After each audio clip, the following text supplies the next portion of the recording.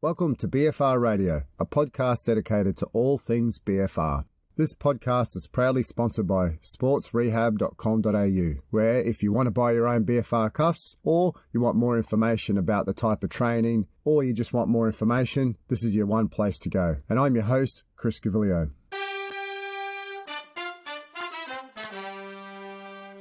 Welcome back to this month's episode of BFR Radio. Thanks for joining in. Today's podcast, I'm actually going to get straight into an interview with Tony Lewis. I'm not going to review an article today, partly because during our conversation, it was just jam-packed of great information.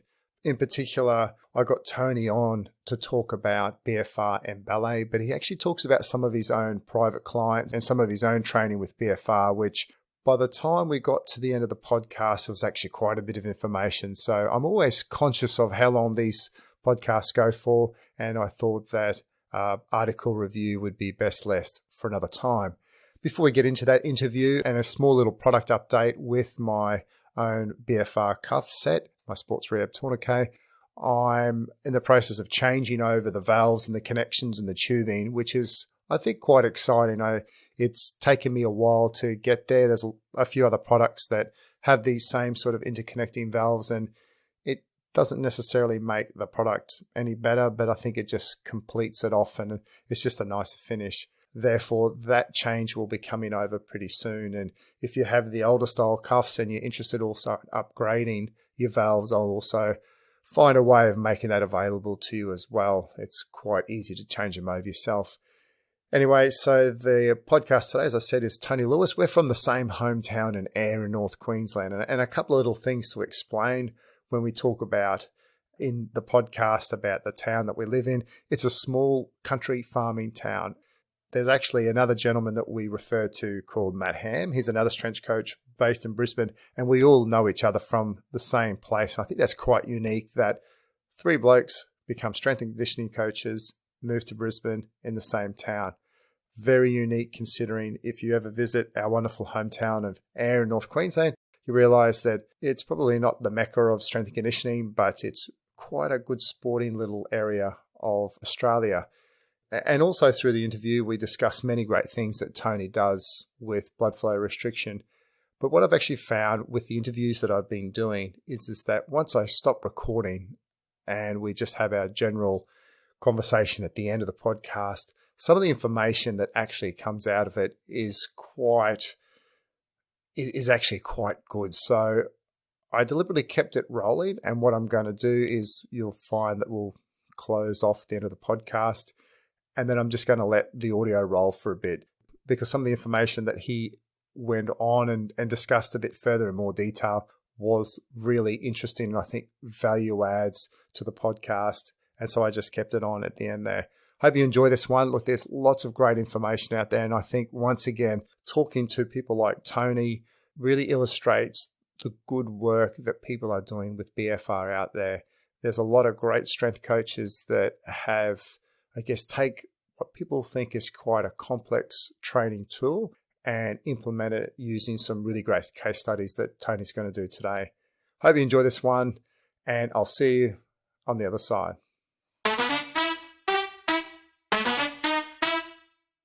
And welcome back to How You Do BFR, and I'm pretty excited today. I have got a fellow Ayr, North Queensland boy, Tony Lewis, with me. Welcome to the podcast.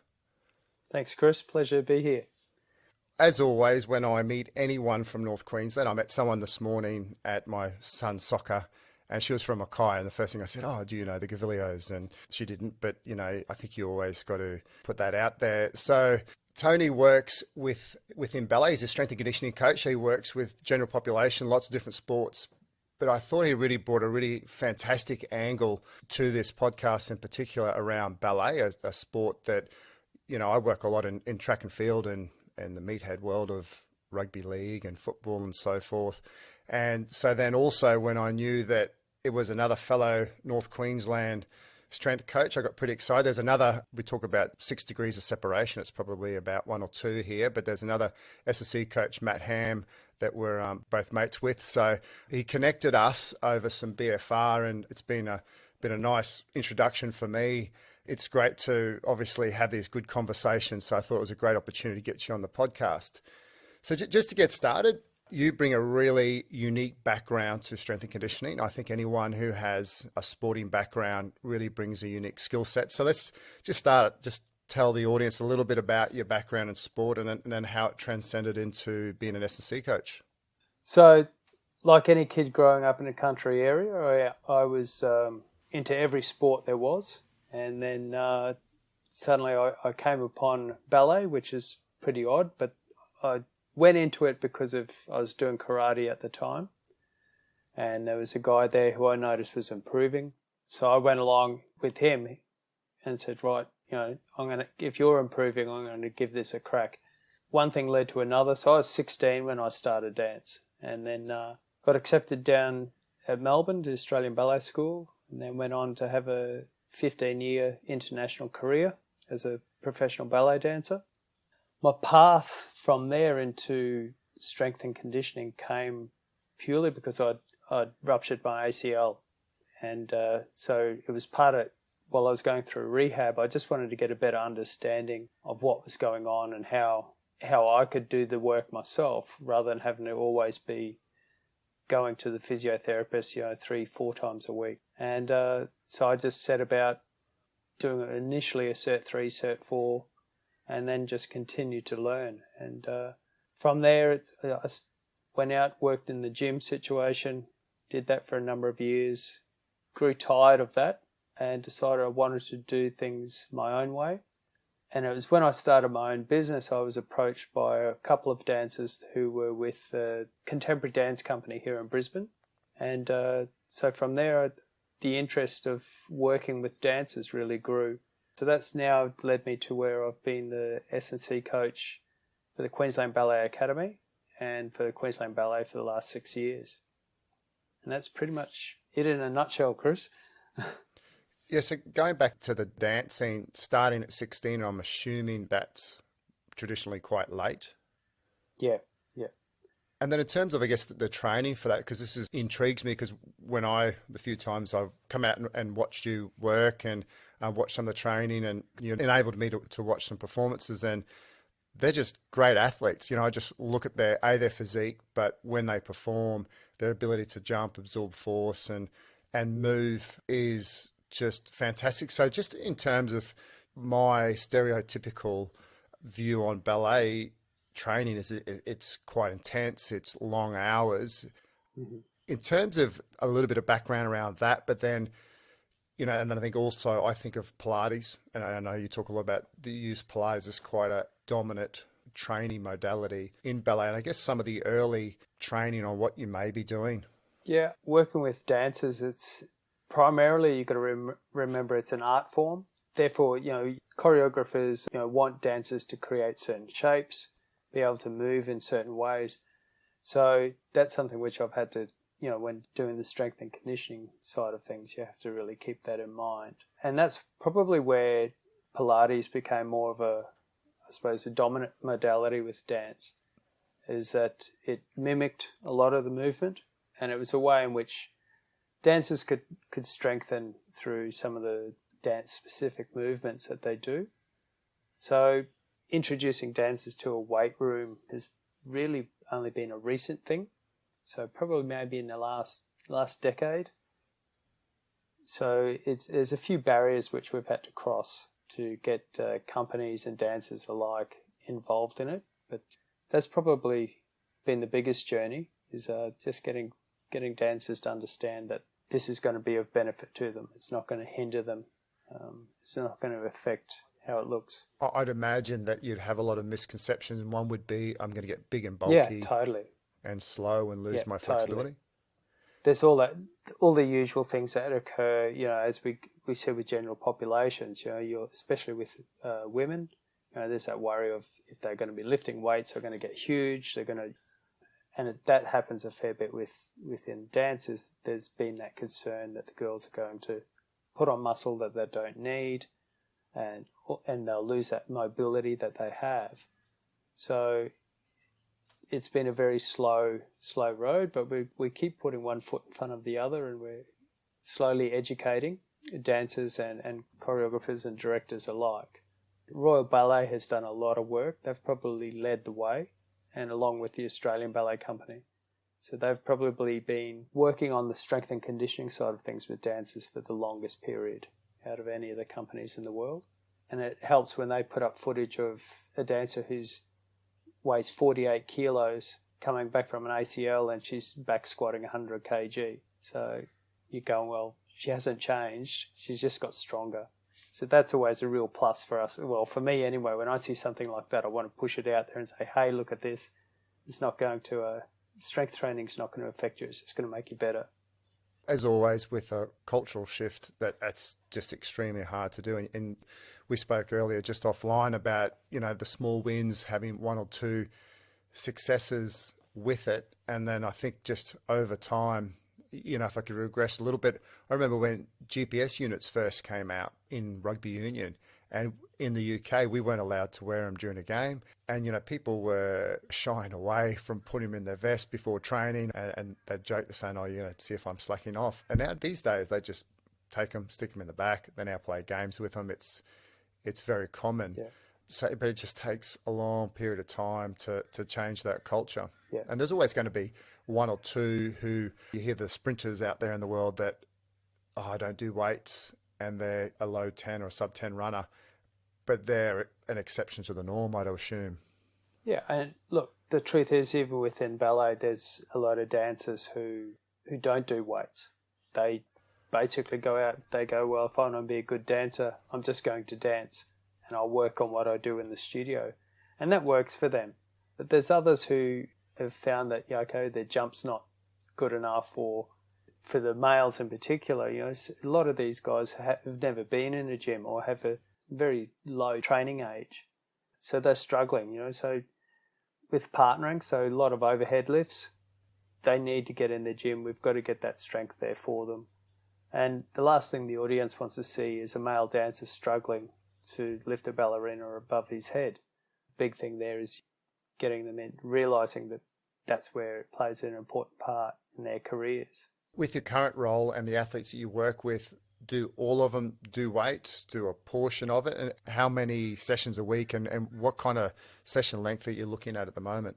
With the academy, I do 2 1-hour sessions a week. So, and that's with about 10 guys all at once. We've got much better resources than what we had once before. So we're able to sort of get them through that space. COVID has sort of been an interesting situation for us as well. Yeah, so I do 2 1-hour sessions with them. So for the academy, it's really them learning the lifts and then progressing them slowly through that, and just getting some resilience into their bodies. With the company, it's a different situation.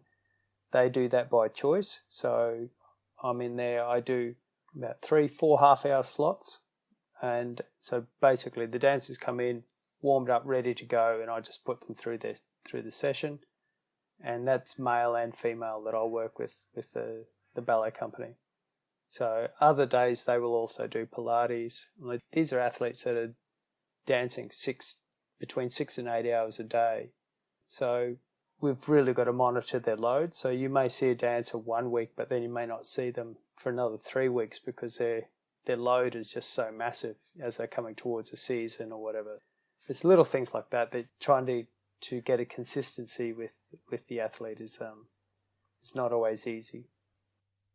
Yeah, sounds like a real challenge there because of their workload. And I know we did speak briefly about how to manage workloads when they're already doing quite a lot of dancing as it is. In terms of strength training for ballet, sounds like you really need to cover the basics or the basis of all lifting fundamentals, which I sometimes think in terms of all sports that you need to learn to crawl before you walk. And even in track and field, it's the basics. You get the basics. I say to a lot of younger coaches, they say, what do you want the athletes to be able to do when they come to me? And I say, if they can single leg squat well, if they can do 3 sets of 10 push-ups, move well with the bar, that's all I need to do. Because I tend to get a lot of athletes that I'm spending time teaching them how to lift again, as opposed to that high-end performance.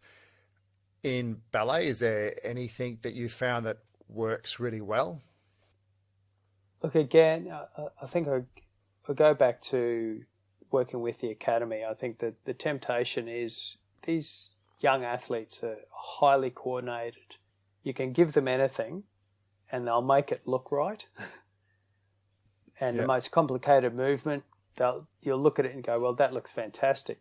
But then you break it down and you go, just do a simple squat for me.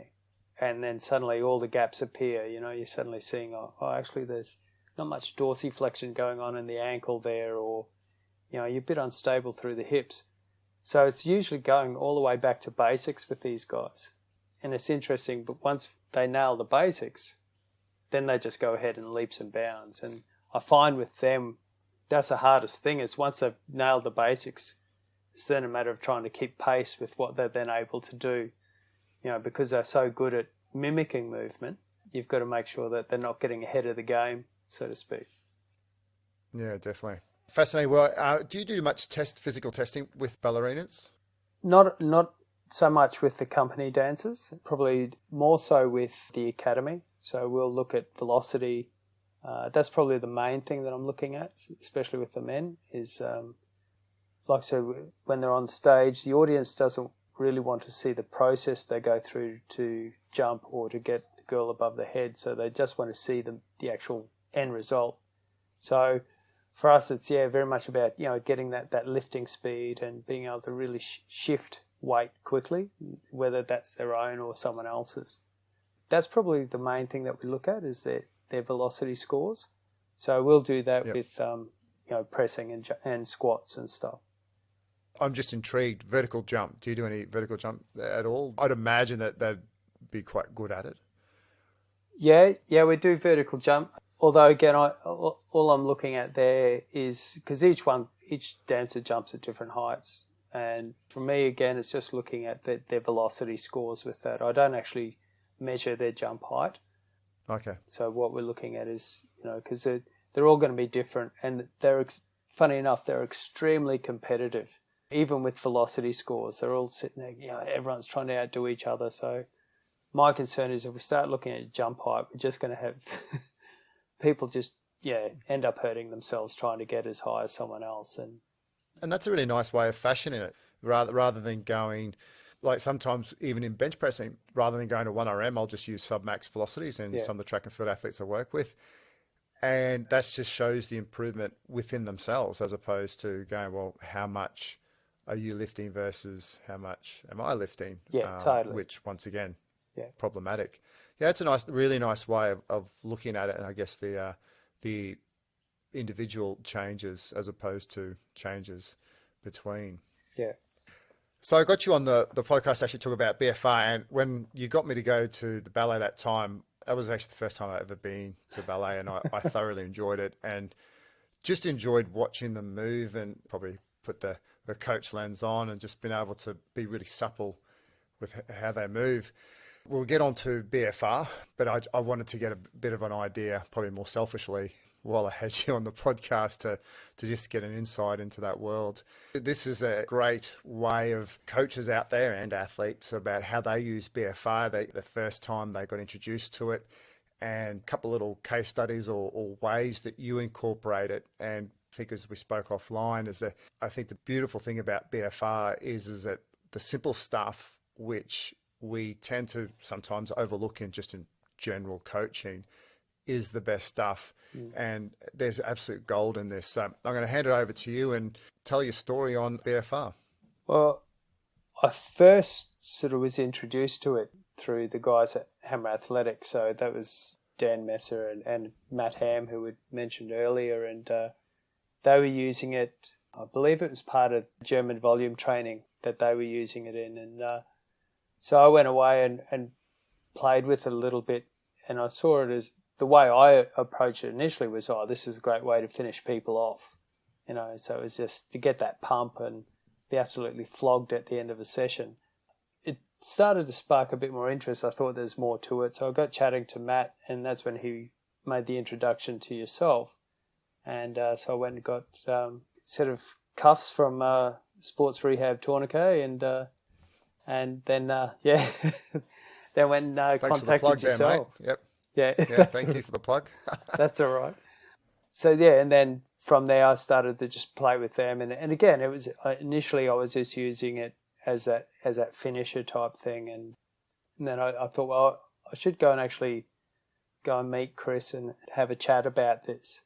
And then I started to realise, hang on, there's a lot more to it.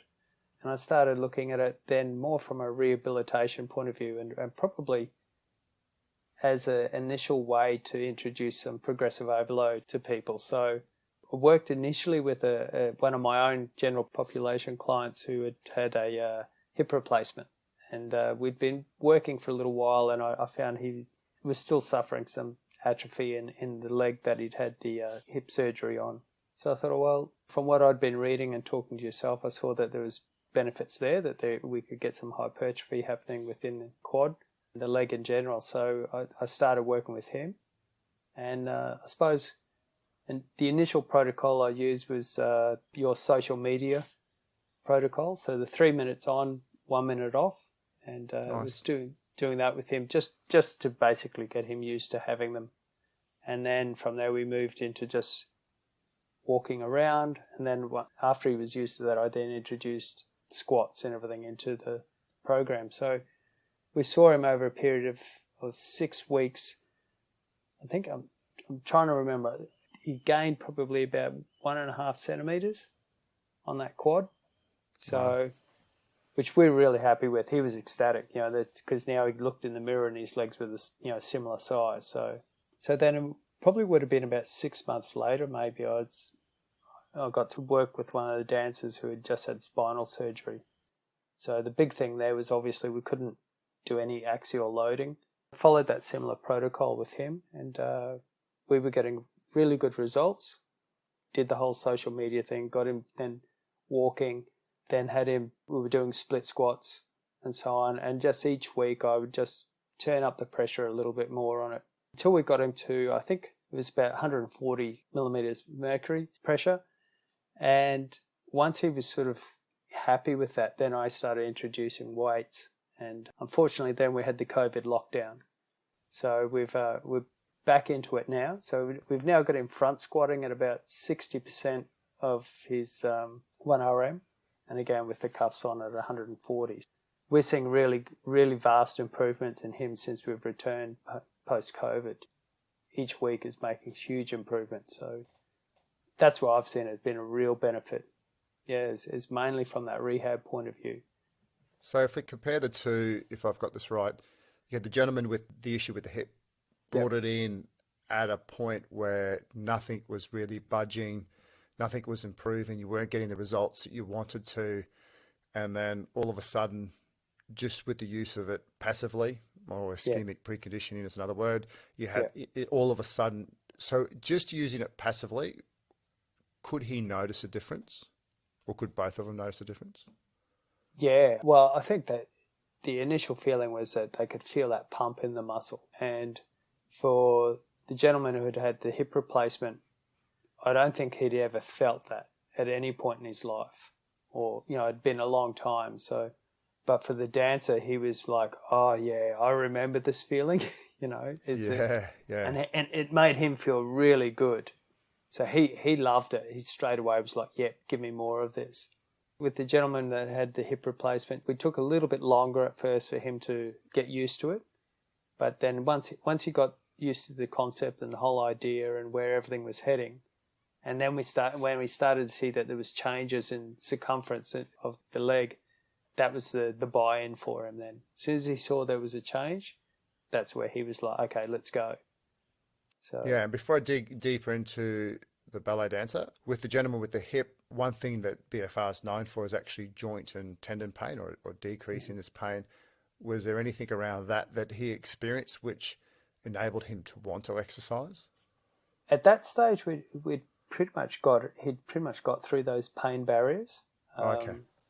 Yeah, so there probably wasn't so much from the pain point of view, but what we did start to see through the use of it was actually improvement in joint range of motion. You'd probably be able to give the reasons as to why that occurred better than myself, I think, Chris. But it was just that was something. Probably the first observation was that suddenly he was he was actually getting deeper in his squat. And I'm there thinking, well, there's got to be limitations that new hip is going to be creating. But he's pretty much squatting to full depth. No, that's great news. Mm. I think sometimes with that, I don't think I've got an exact answer for you, to be honest, but I think more from a simplistic point of view, and this is some of my own thoughts with my knee, is that you decrease pain, so you feel like you want to move. Everything gets activated, which typically when you're injured and you have inhibition, things just don't switch on. So things aren't sitting in the right spot. You know, a lot of people talk about the feeling of it's warm, it's supported. So you, as a result of the muscle activation, you can now feel like you can safely achieve a depth. Yeah. As opposed to if things are a bit grumbly and a bit sore, your body's great. It just says, no, I'm not going there because something's not right. So everything's just working a lot more efficiently. And there's none of that huge mechanical stress or that huge load going through your client's hip or through his back into his hip. That's it. So you can actually then achieve the greater range, and you just naturally, it just feels good. I mean, I know you've done some BFR yourself. Yeah. Well, I think you hit the nail on the head with being supported. I think that was the term he used. He actually felt that they supported him while he was moving, and that possibly gave him a little bit of reassurance that he was going to be okay while performing the different exercises. So, yeah, that was probably the big one, was the fact that he felt supported by wearing the cuffs. Yeah, and then moving on to the dancer, he's had surgery as opposed to the gentleman with the hip who was kind of brought in later on. Yeah. Was it a decision as soon as he had the surgery that part of the rehab process? And then how soon post-surgery did you implement it? So we probably would have been 12 weeks post-surgery we implemented, and then we probably worked with him again for, would have been maybe 8 weeks, and then that's when we went into the COVID lockdown. But in that 8 weeks, I'm like, that was the thing. He had buy-in from the very first day, because he just went, he just loved having that feeling. And again, it gave him confidence. And I think it was probably, I imagine anyone that's had spinal surgery, and especially as an athlete, you'd be thinking, am I ever going to get back? Am I ever going to get that feeling again in my muscles? And I think that the fact that he could actually get that feeling in his muscles by wearing the cuffs, it's given him the confidence to go, hang on, yeah, I can get through this, I can make it back. I think that's given him a real push in the right direction. And so since returning post-COVID, he's really sort of embraced it and is taking it on. So yeah, every session, we've got the cuffs on. And I think also I've spoken to a few other colleagues who, I have a good friend who coaches quite a young sprinter, and he's a naturally strong person, but he's actually, I think he's not even 21 years of age.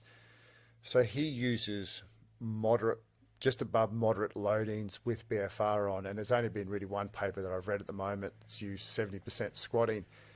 And so the way he sees it is, rather than going 80 or more so 90+% of RM without the cuffs on and actually putting all that extra stress on his spine, he said, well, let's just bring the load down a little bit. And he knows that he's still got high loads, which is, I think, is still important for athletic populations. I say it a lot, load is still king, but he just tops that 10 to 20% of RM up with the BFR cuffs, and the athlete is still performing really well. So I think that's a really nice way of, until you make that decision, say with your dancer, that you might go, well, he's performing exceptionally well without putting that extra 20 kilos on his back. Yeah. And as a result of that, he has more energy for his other dancing, as opposed to you have that tendon soreness, the joint, when you lift heavy weights, you're just really sore. So you can actually get around that. Yeah. And that's probably the avenue that I'm starting to look at in regards to the dancers. It's exactly what you were saying there, is of trying to avoid that joint and tendon soreness and muscle soreness and everything going, especially when their job is they're dancing all day. And so getting that, working them at 70% 1RM, putting the cuffs on so they boost it up a bit more without having that high load on their backs and on their spines. that's something which I'm now starting to look at a bit more, probably looking at how BFR can assist not only with rehab but performance itself. Yeah, and I recently, through the whole COVID shutdown, I experimented on myself. I deliberately limited weight that I would lift, but did all the, everyone was doing isometrics, so I thought I'd get on the isometrics bandwagon. I did my 40 kilos maximum weight, because most people can handle 40 grab weight around the house. Bands, isometrics, BFR. And one thing I noticed is that the next day I was ready to train again. I was like, I'd get to the weekend, I'd get to Sunday going, I feel kind of like, I need to get back in the gym. I feel like I haven't done anything. Now I'm currently doing that version, but lifting heavy loads. Right. And I get to the end of the week and I'm kind of smashed. Like I'm exhausted. Like I'm really tired from exactly the same program, but using for me, heavy loadings, which is still pretty good, I'd like to think.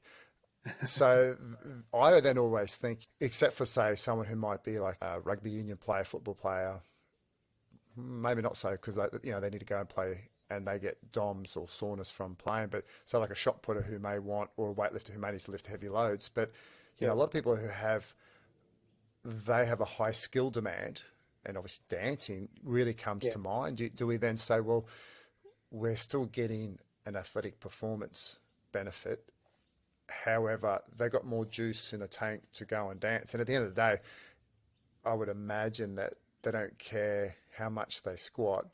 They probably care how well they jump and dance and land, I would assume. Oh, that's it.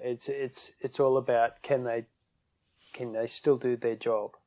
And that's the one thing that we always have to be really cautious of, is that we're not sending a dancer into the studio, not necessarily that day, but the next day, where they've pulled up sore because we've done bucket loads of squats or whatever the day before, and they're absolutely smashed, and they can't move how the choreographer wants them to move. I'm like, so then they come to me going, well, what are you doing? So for me, I'm looking at a way of deflecting blame, or avoiding it, I should say. But and that's the thing, is just looking at, for me now, the interest is how we can improve performance without making them sore, as to what you would normally get, like you said, from, say, rugby players and so on. And the thing with dance is we don't really get a pre-season or anything like that where we can really get stuck in. It's they get 4 weeks off a year, they come back and straight away they're into prep mode to go into their first season. And then once they start that, they're probably already learning another 2 or 3 other ballets at the same time. So it's wow.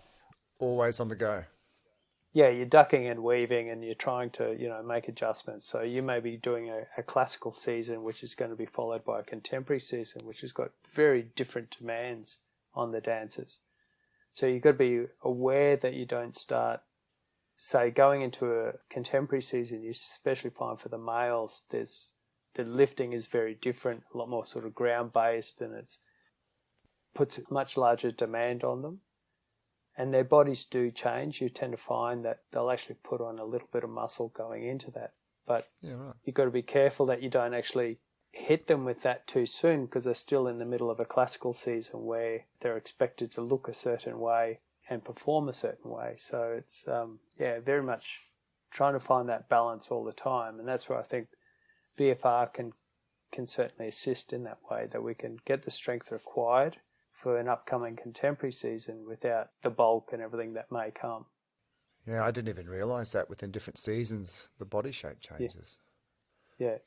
It's not drastic, but it can be enough to, suddenly go, oh, hang on, what's going on here? They've lost that look that we wanted for this particular ballet.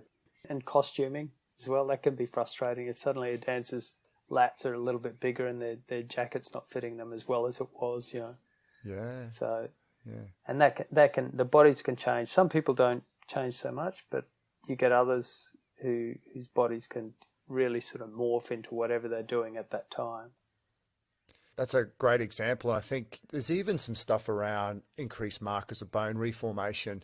And I always think, I don't know if when the person had a spinal injury, whether it was bone or not. Yeah, it was disc. disc related. Disc. So Okay. so he's had a prosthetic disc put in. Oh, okay, right. But there's lots of interesting components of BFR that assist with either bone or just healing in general, create that nice anabolic or that healing environment that traditionally is hard to do with little or no weight. So I think it's really nice that you've taken it to something that they can happily do. You know, as we spoke about the social media protocol, 3 minutes on, 1 minute off, 3 to 5 sets versus when you look at literature, it's 5 minutes on, 5 minutes off, 5 times. That's a long time. That's 50 minutes. Oh, exactly. Yeah. I don't know who's got 50 minutes spare to be pre-session to be doing something. No, and like I said, that protocol is more to just get them used to having the cuffs on. Once they get used to that pressure, then we just get them moving with them. And actually, that was something that you did say, which I wanted to highlight.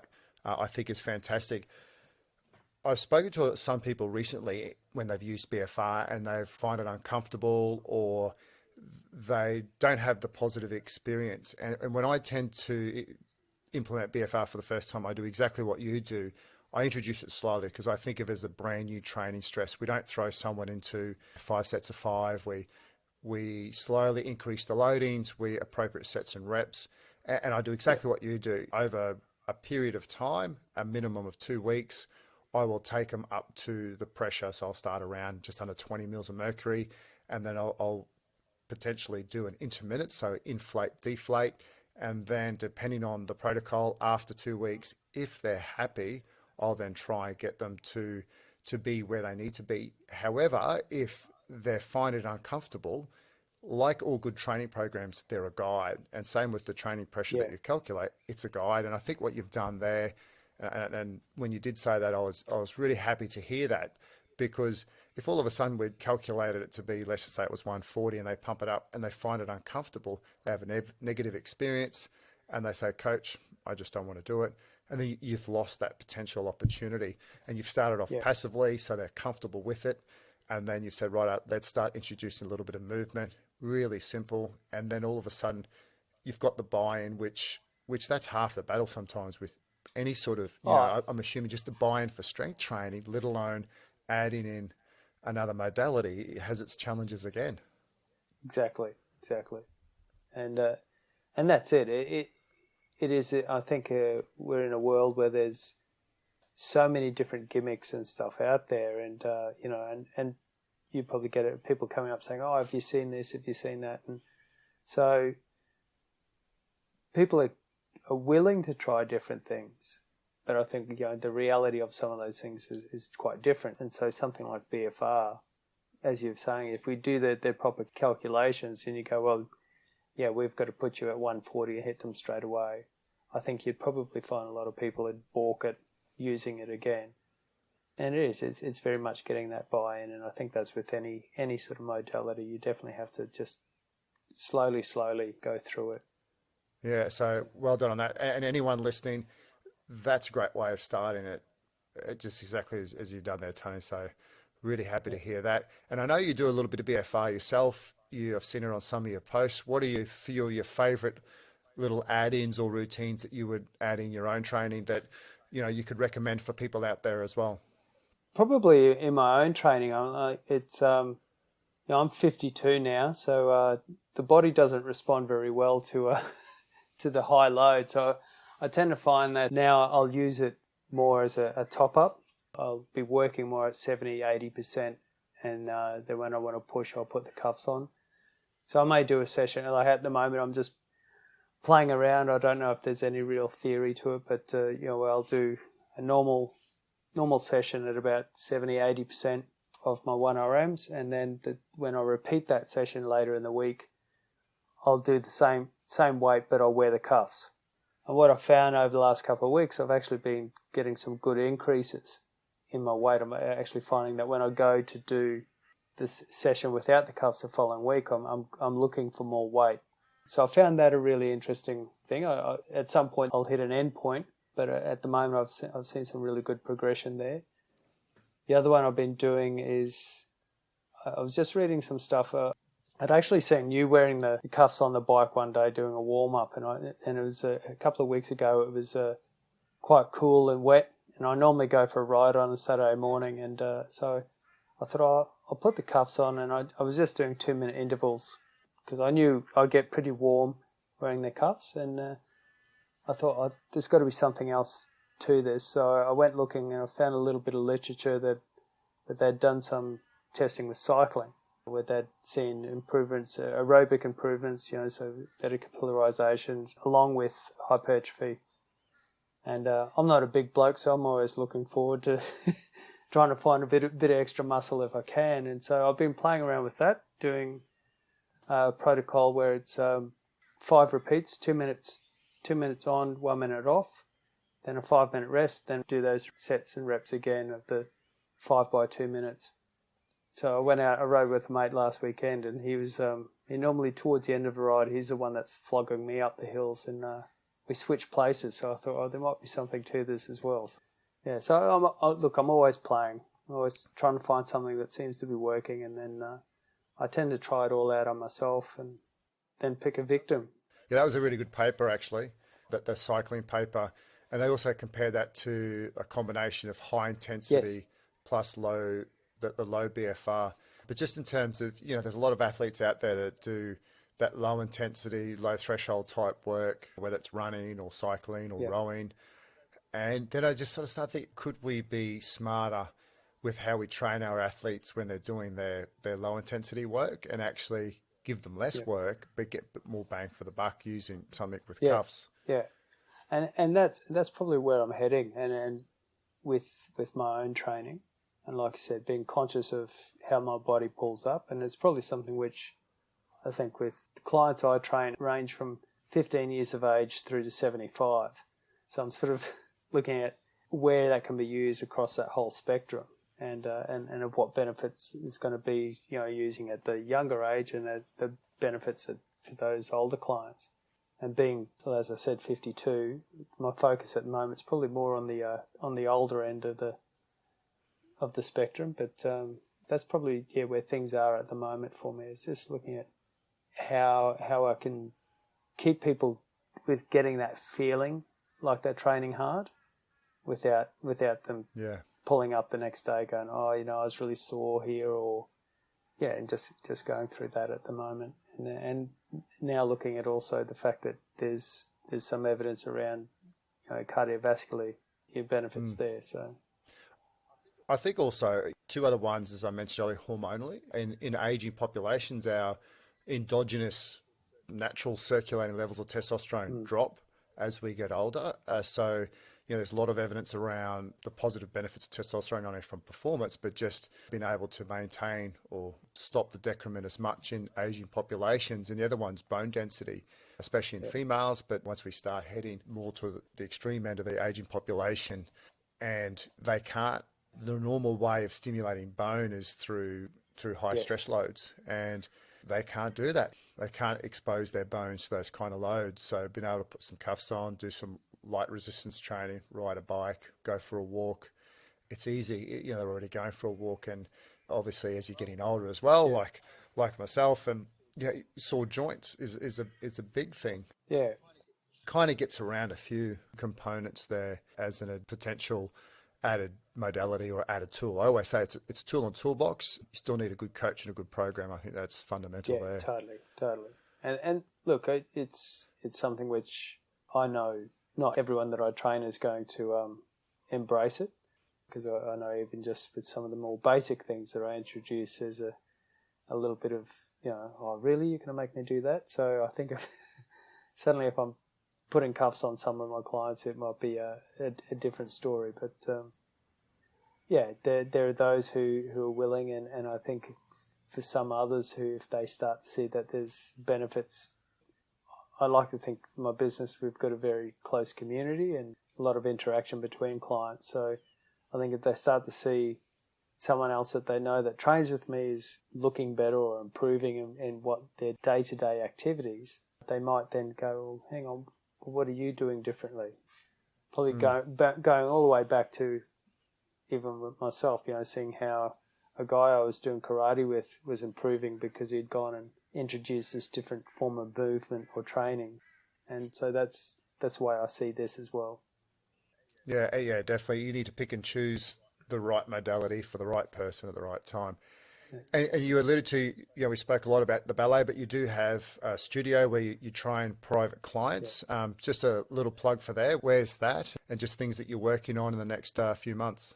So, yeah, I have my own business, so I operate from home. I'm fortunate to have had a decent-sized shed in my backyard that I converted a bit over 10 years ago. So people come to me. It works really well, so if no one shows up, I just go grab a cup of tea or whatever and I'm good.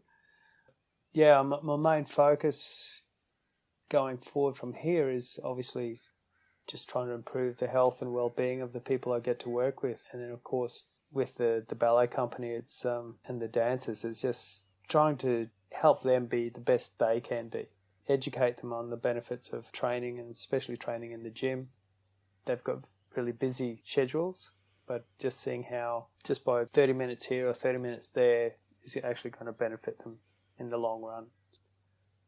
My day when I was dancing, we didn't really have any strength and conditioning as such. We went to gym, but it was some bloke just handed us a sheet. It was 3 sets of 10. Away you go, boys. That was it, and yeah, and that was it, and we just went and had a good laugh, and that no way was it serious training what we did. Whereas, Sure. Now it's a bit more focused, and the dancers now are actually real athletes, and as we refer to them as artistic athletes. So, Yes. yeah. Tony works out of Tarragindi, Brisbane, Queensland, Australia. So that's where his studio is based. Very jealous you have a shed in the backyard. Yeah. Most man's dream, I would imagine. So definitely hit him up if you want any more information. He's well organised here. His Instagram, Facebook and Twitter, they're all at Tony Lewis PT. And what I'll do is, obviously in the notes here, I'll put his contact details. I'm also going to put his email address as well. So being a North Queensland boy, he's even a better bloke than normal, like myself. Nah, good plug there again. But he's obviously training from a wide range of athletes from 15 through to Gen Pop up 75 plus. He's industry. He walks the walk and talks the talk. And I'm sure that if you have any questions, specifically how he used BFR, or if there's anyone that wants ballet specific work, I would imagine that he'd be more than willing to have that conversation and let you take it from there. Yeah, that'd be great. Yeah, so thanks for your time, Tony. All the best for the rest of the year, and thanks for your time again. Right. Thanks, Chris. It's been a pleasure. As promised, we've got to the end of the interview, and this next little bit here is just the end of the conversation that we had that I thought was quite valuable to actually add into the podcast and really completes the picture a bit more. Hope you enjoy this little conversation that we had after the podcast. The spine one, and even like your hip, like they're great. They're the examples that, mate, it's just gold. Yeah, to be honest, well, a lot of that stuff, it's. I guess I've tried to find research, and there's probably not a lot that I've found. I'm like, you may know of more, but I've sort of gone, well, what makes sense? There's probably more where I've taken things, and so to me, it's just what made sense to me. Sometimes something's going to work for one person, and it may not work for another. Yeah, and that's just the way it is. We're all built differently. It's like back in the day when I went through college and stuff, and you're teaching people to squat. Well, we had everyone trying to squat exactly the same way, and then someone went, "Oh, hang on, our hip joints are all a bit different here, so we can't have this person who's the head of the femur sits a little shallower in the pelvis. Can't have them squatting the same way as some of these sitting deeper. So." That type of thing is, at some point, someone's gone off on their own and gone, well, squatting like that doesn't work for me. There's got to be other people out there. Yeah, for sure. That's the way I sort of see a little bit of what I do. I'm like, I start with a skeleton and try and flesh it out, and sometimes you go in the wrong direction and sort of have to bring it back and head it a slightly different way. And like you said, sometimes there's literature to support it, other times there isn't. So it's just, that's where I suppose that little bit of creativity comes into the industry, and that's what's appealed to me over the years, is the fact that I can still be creative. to a degree. Yeah. Oh, definitely. Yeah. I think it's important. Yeah.